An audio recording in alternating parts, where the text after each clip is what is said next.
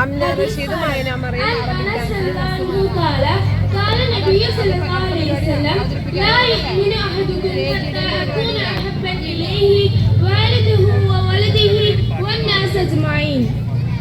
അനസ് റളിയല്ലാഹു അൻഹു നിവേദനം, നബി സല്ലല്ലാഹു അലൈഹി വസല്ലം പറഞ്ഞു, നിങ്ങൾ ഒരാൾക്ക് അയാളുടെ പിതാവിനേക്കാളും സന്താനത്തെക്കാളും മുഴുവൻ മനുഷ്യരെക്കാളും ഏറ്റവും പ്രിയപ്പെട്ടവൻ ഞാനാകുന്നത് വരെ നിങ്ങളിൽ ഒരാളും സത്യവിശ്വാസിയാവുകയില്ല.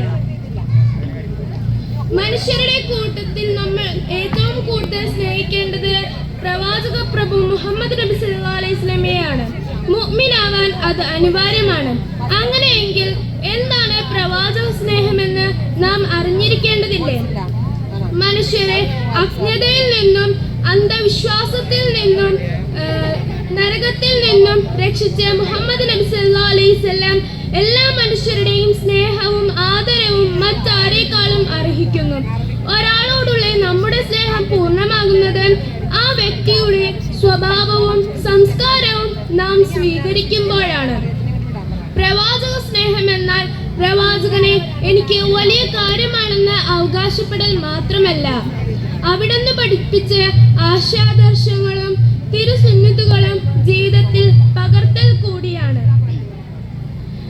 മാതാപിതാക്കളെക്കാളും സ്വന്തം സന്താനത്തെക്കാളും സമ്പത്തിനേക്കാളും കൂടുതലായി പ്രവാചകനെ സ്നേഹിക്കണം എന്ന് പറയുന്നത് കൊണ്ട് എന്തായിരിക്കും ഉദ്ദേശിക്കുന്നത്?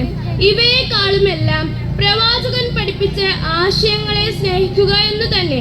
കൂടാതെ ആ ആദർശം ജീവിതത്തിൽ പകർത്താൻ ശ്രദ്ധിക്കണം, അതിനുവേണ്ടി പരിശ്രമിക്കണം.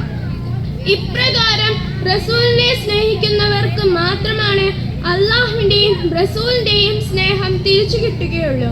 മുഹമ്മദ് നബി സല്ലല്ലാഹു അലൈഹി വസല്ലം ഇഹലോകവാസം വെടിഞ്ഞു. സുന്നത്തുകളാണ് ഇപ്പോൾ നമ്മുടെ മുന്നിലുള്ളത്. അപ്പോൾ പ്രവാചകനെ സ്നേഹിക്കുക എന്നുകൊണ്ട് ഉദ്ദേശിക്കുന്നത് തിരു സുന്നത്തിനെ സ്നേഹിക്കൽ അഥവാ അത് ജീവിതത്തിൽ പകർത്തൽ കൂടിയാണ്.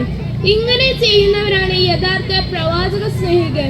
ഇവർ പരലോകത്ത് സ്വർഗത്തിൽ നബി സല്ലല്ലാഹു അലൈഹി വസല്ലമയെ കൂടെ വസിക്കും. പ്രവാചകന്റെ ചരിത്രവും ഗുണഗണങ്ങളും വർണ്ണിക്കുന്നതിൽ യാതൊരുവിധ തെറ്റുമില്ല. പക്ഷേ ആ വർണ്ണനകളും സ്മരണങ്ങളുമെല്ലാം നമ്മുടെ ജീവിതത്തെ ക്രമീകരിക്കാനും പ്രവാചക ചരിത്രത്തിനോടടുപ്പിക്കാനും സഹായിക്കുന്നവയാകണം. പ്രവാചകനെ പൂർണ്ണമായി പിൻപറ്റിക്കൊണ്ട് അവിടത്തോടൊപ്പം ജന്നാത്തുൽ ഫിർദൗസിൽ ഒരുമിച്ച് കൂടാൻ അള്ളാഹു അനുഗ്രഹിക്കട്ടെ. ആമീൻ.